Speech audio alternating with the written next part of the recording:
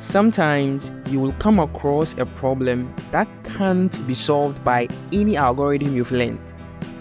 When a good algorithmist comes across such a problem, they don't just give up. They have a toolbox full of techniques they can use on a problem. Try to come up with a solution.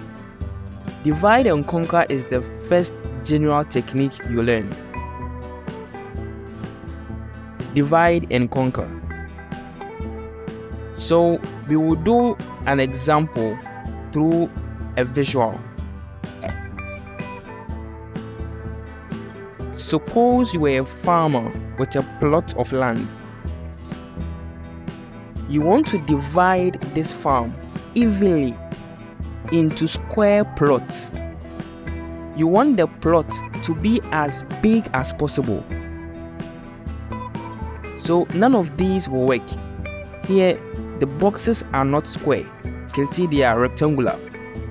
Here, the boxes are too small.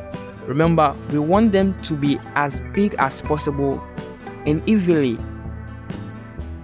Over here, we have all the boxes not the same. So remember, we want to divide this farm evenly into square plots, and we want them to be as big as possible. So again, none of these three will work. How do you figure out the largest square size you want to use for a plot of land? Now we are going to use the divide and conquer strategy. Divide and conquer algorithms are recursive algorithms. As you go along, you understand why this is. To solve a problem using divide and conquer, there are two steps. 1.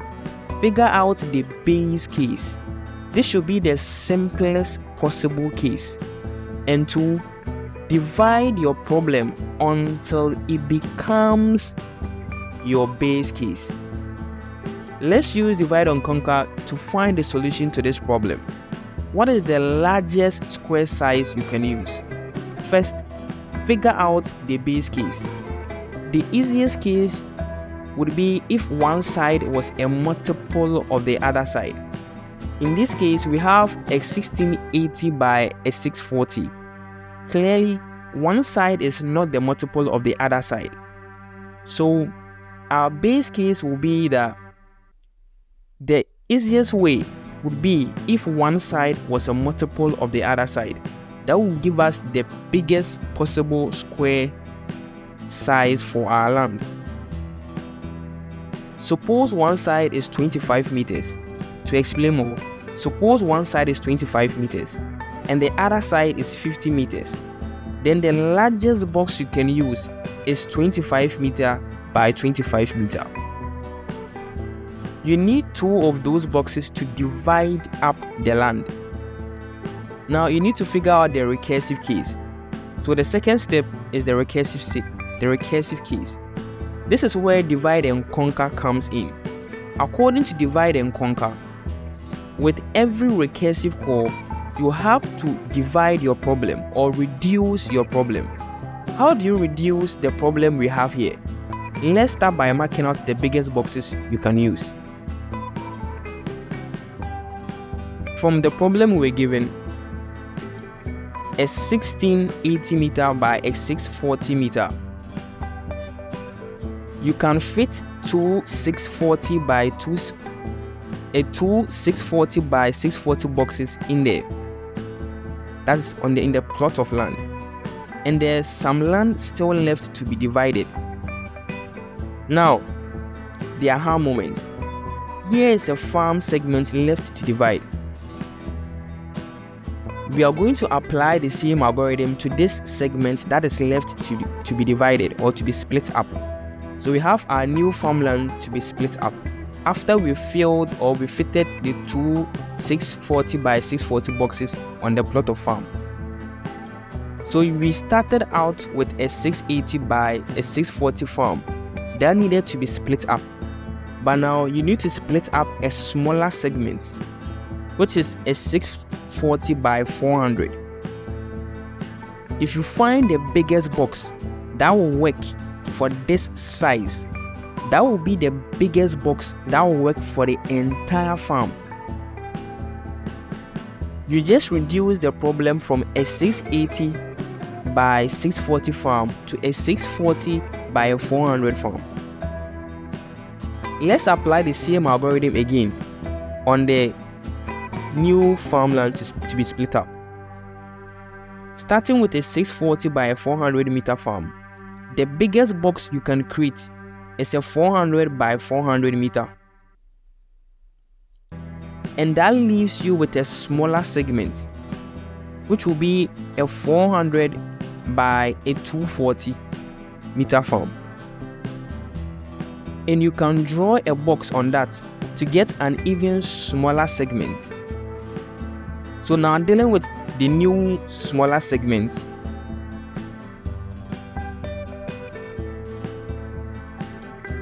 we can create a 240 by a 160 meter plot to get a smaller segment. And then you can draw a box on that to get an even smaller segment. So out of the 240 and 160, we are going to get an 80 by a 160 meter. Here we are the base case. Why? 80 is a factor of 160.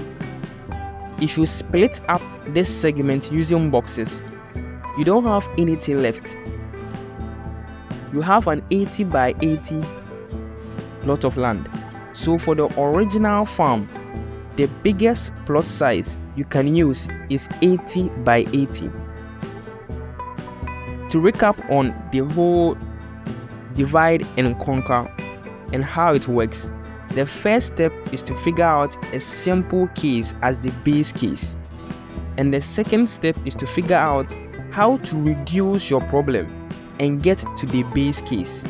So we began with a bigger plot of land and we kept reducing our problem by finding the biggest plot of land that will fit